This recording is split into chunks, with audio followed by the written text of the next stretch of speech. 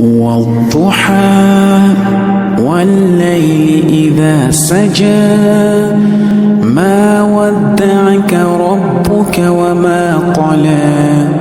وللآخرة خير لك من الأولى ولسوف يعطيك ربك فترضى ألم يجدك يتيما فآوى ووجدك ضالا فهدى ووجدك عائلا فأغنى فأما اليتيم فلا تقهر وأما السائل فلا تنهر وأما